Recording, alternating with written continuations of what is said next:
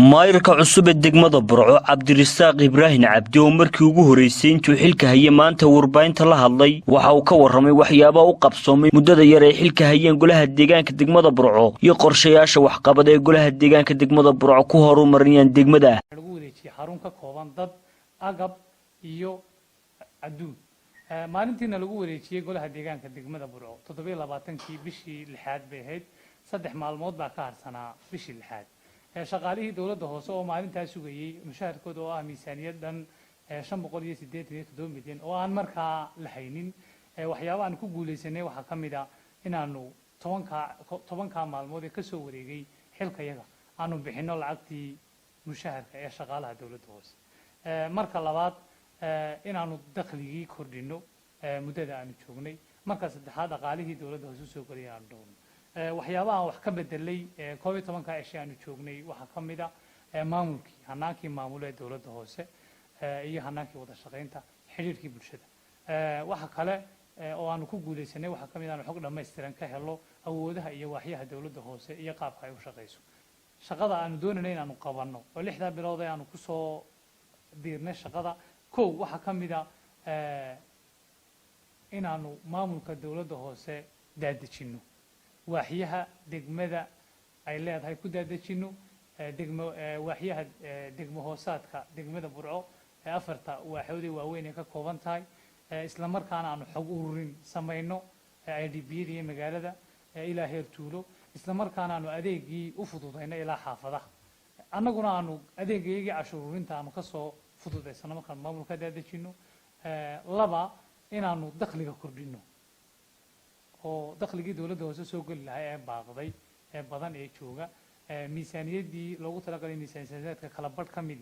aanu soo xaroonay 6 bilood hore halkii ahayd inuu 70% iyo 5 soo xaroodo 6 bilood hore dakhli kordhin marka inaanu sameeyno nadaafadda ama fayadhowrka magaalada inaanu dardar gelino ama wax badan ka bedelo insha Allah taala 3 bilood ilaa 6 bilood hore ka koobaad markaanu ka bilowno waxaan doonaynaa waaxyihii inay shaqadoodii bilaabaan sabtida wixii ka bilaabma waliba shaqooyinka ugu fudud ee ay markaa qaabili karayaan halkii markii hore shaqaalaha oo dhan xarunta dawladda hoose isugu yimayn jireen subaxii markaa kala wada shaqo tagi jireen askarta halkan ka heli jireen halkan wax keeni jireen waxa soo dhan inaanu markaa xarumihii degmadu waxa ugu fudud ee markaa ay qaban karaan aanu daadejino sabtida wixii ka bilaabma maamulka dawladda hoose ee gudahana aanu saxno oo maayirka laga maarmi karo la'aantii shaqadu ay socon karto xogayaha oo joogin shaqadu socon karto dadka meesha ka shaqeeya qof waliba shaqadiisa uu garanayo dadweynahana shaqadoodu u fududaato waxaan doonaynaa nidaamkii fayadhowr inaan wax ka bedelo qashinka qaabka loo ururiyo inaan wax ka bedelo 6 bilood oo aanu kordhino gaadiidka qaadaya qaabka loo ururinayo marka labaad ee kale qalab fayadhowr in la keeno oo haday shacabka iyo anaguba iska kaashan doono oo haday tahay wadooyinka haday yihiin meelaha dadweynaha ee la iskugu yimaado haday yihiin xarumaha caafimaadka iyo waxbarashada iyo ammaanka waxa soo dhan inaanu insha Allah qalab fayadhowr keeno oo aanu habkii maamulka qashinka ka qayb qaata inaanu olole fayadhowr sameeyno marka oo toddobaadkii hal maalin oo aanu shaacin doono oo insha Allah taala rajaynayno sabtida saahan dambe ka bilaabmo laakiin maalin cayiman aynu sameynayno meelaha aynu ka duulayno annagoo kaashanayna bulshada qaybaheeda kala duwan iyo ka u dambeeyo ah goobta qashin qubka la geeyo iyadana wax ka bedel ku sameeyno iyadoo nimka meesha qashin qubka joogta aanay u qalmin inay qashin qub noqotay magaalada koonaheedu la soo dhigo oo Burco ka qaad Burcagii una yahay insha Allah taala inay maayir Cabdirasaaq Ibraahin Cabdi oo hadalkiisa sii wata waxa uu bulshada magaalada Burco ugu baaqay inay bixiyaan cashuurta taasoo uu tilmaamay inay tahay waxa kaliya ee bulshada wax loogu qabanayo waxa uu sidoo kale dadka xoolaha ku dhaqda magaalada ugu baaqay inay xoolaha ka saaraan magaalada si aanu markaa walaalayaal adeegin horumarineedna looga baahnaa u helo waxaan ka baahanahay ina cashuurta bixisaan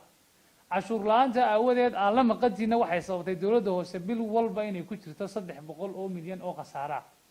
oo ay isbixin weydo waxa soo gala iyo qarashka ku baxay sideedihiin 300 milyan oo khasaara inay bil walba ku jirto marka waxaan ka codsanaynaa si aanu anaguna isu soo kabno oo bishan toddobaad laga bilaabo ilaa 8 ay qarashka iyaga iyo dakhliga iyagu ugu yaraan isla ekaadaan ina cashuurta bixisaan annaguna waxaanu ballan qaadaynaa sanadka 6 bilood ee ka hadhay inaanu diyaarino nidaamkii lagu diiwaangelin lahaa magaalada ganacsiga lagu diiwaangelin lahaa gaadiidka lagu diiwaangelin lahaa dhulka bannaan lagu diiwaangelin lahaa dadkana lagu diiwaangelin lahaa insha allahu tacaala inaanu annaguna intaas diyaarino deetana mustaqbalka dhow aanu dowladda hoose taqaano inta cid ay wax ku leedahay iyo nidaamka ay ku xidhiidhayso qofka dibadda joogana nidaam bangiyeed oo uu ku soo bixin karo cashuur sanadeedkii dhulka ugu yaalay Burco isagana aanu hirgelin doono insha Allah dadka dhulka bannaan leena baaq baanu direen ee ka maqan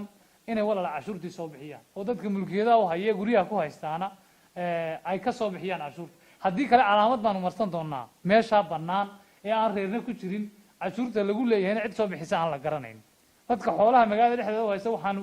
digniin faraynaa oo inay 6 bilood ee ka hadhay sanad ka qorshaystaan sidii ay xoolahooda magaalada uga basrin lahaayeen 6 bilood ee sanadka ka hadhay walaalayaal ka tabaabushaysta sidii aad xoolihiina magaalada uga saari lahaydeen dadka deerarka iyo dhagxaanta soo dhigeen waxaanu u qabanaynaa iyaguna muddo bila inay dhagaxa iyo ooda iyo deerka ay magaalada gudi ka shadeen wadada dhexdeedii inay iyaguna kaga basristaan